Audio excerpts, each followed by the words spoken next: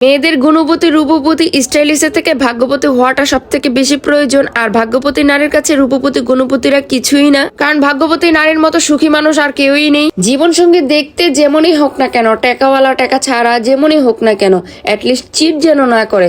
যে ব্যক্তি চিট করে একবার, সে বারবার চিট করে। যে প্রথমবার চিট করে, সে দ্বিতীয়বার খুব ভয়ানক ভাবে চিট করে। সেটা বোঝার কোনো উপায় থাকে না। আর তখনই মেয়েরা এসব সহ্য না করতে পেরে হয়তো সরে যায় তার জীবন থেকে, না হয়তো ডিভোর্স নিয়ে নেয়, না হয়তো সুইসাইড করে ফেলে। আসলে জীবন সঙ্গী বাড়ি গাড়ি টাকাওয়ালা দেখে বিয়ে করলে সুখে হয় না। সবার আগে দেখতে হবে সে চরিত্রবান ব্যক্তি কিনা। কারণ চরিত্রবান ব্যক্তি যদি গরিবও থাকে, তার সাথে কুড়ে ঘরে থেকে ডাল ভাত খেয়েও শান্তিতে থাকা যায়। টাকা পয়সা সমস্যা না হয়তো একদিন না একদিন ঠিক হয়েই যাবে। তবে আপনার তো একজন চরিত্রবান ব্যক্তি পেলেন, অ্যাটলিস্ট আপনি শান্তিতে একটা নিঃশ্বাস নিতে পারবেন। টাকাওয়ালা জামাই দিয়ে কি হবে যদি মনের দিক থেকে সুখী না পান? জামাই টাকা থাকলে হয়তো বিলাসবহুল জীবন যাপন করতে পারবেন, নিজের সকালাত পূরণ করতে পারবেন। আসলে জীবন সঙ্গী এমন হতে হবে যে কিনা আপনার প্রতিটা ভালো খারাপ সবকিছুরই খেয়াল রাখবে, আপনাকে টেক কেয়ার করবে, আপনাকে সময় দিবে। আপনার সাথে কথা না বলে কখনোই থাকতে পারবে না। তার চোখে আপনি সব থেকে সুন্দর নারী এবং কি তার শখের নারী। আর এমন স্বামী যে মেয়েদের কপালে আছে, যে মেয়েদের আছে, তারাই তো একমাত্র ভাগ্যবতী। তাদের মতো সুখী মানুষ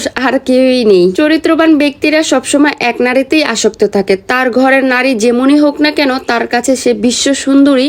এমনকি তার পাশে যদি বিশ্ব সুন্দরীও হেঁটে যায়, তবুও সে তাকিয়ে দেখে না। কিন্তু চরিত্রহীন পুরুষের ঘরে যদি সুন্দর বিশ্ব সুন্দরী নারীও থাকে, তবুও সে অন্য নারীর দিকে তাকাবে। কারণ চরিত্রহীন পুরুষ কখনো এক নারীতে আসক্ত হতে পারে না, তাদের কখনো শখের নারী হয় না। তারা সবসময় লোভ লালসার ভিতরেই ডুবে থাকে। আসলে কথা বলার কারণগুলো হচ্ছে, কিছুদিন আগে একটা আপুকে দেখলাম যে খুবই সুন্দর দেখতে, তার কোনো কিছুতেই কমতি নেই, তবুও তার সংসারটা ভেঙে গেল। তাদেরকে দেখতাম আগে খুবই সুন্দর হ্যাপি কাপল ছিল, একটা বাচ্চা মেয়েও আছে, খুবই সুন্দর সংসার ছিল তাদের। তবে হঠাৎ করেই তাদের সংসারটা ভেঙে গেল একমাত্র তার চরিত্রহীন কারণে। তো যাই হোক, অনেক কিছু বলে ফেললাম, ভুল হলে অবশ্যই ক্ষমা দৃষ্টিতে দেখবেন।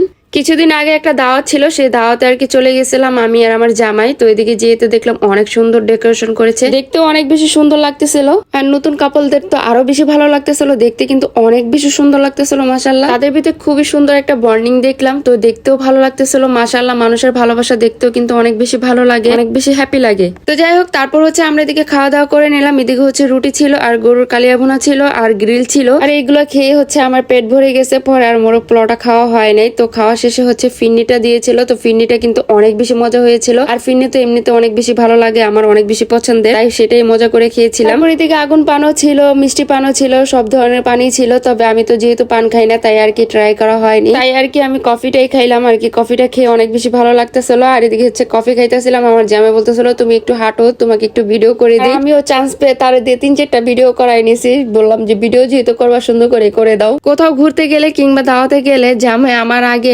নিজের থেকে বলে দিবে যে দাও তোমার ছবি তুলে দিই, ভিডিও করে দিই। এই জিনিসটা অনেক বেশি ভালো লাগে। আর যদি বলি তোমার ছবি তুলে দিই, 2-1টা ছবি তুলে বলে যে এত ছবি তুলতে হয় না, ছেলে মানুষের, মেয়েদের কাজ এগুলো, এত বেশি ছবি তোলা ভিডিও করা, মেয়েরা সারাক্ষণ মোবাইল নিয়ে পড়ে থাকে, তোমরাই তুলো। তো যাই হোক, এই তো আমরা বাসা চলে আসতেছিলাম দাওয়াত থেকে। তো অনেকটা রাতে হয়ে গেছিল, প্রায় রাত 1:30টার মতো বেজে গিয়েছিল, তাই বাসা চলে আসতেছিলাম। তো আজকের মতো এদিকে বিদায় নিচ্ছি, দেখা হবে নেক্সট ভিডিওতে। সবাই ভালো থাকবেন, আল্লাহ হাফেজ, বাই বাই।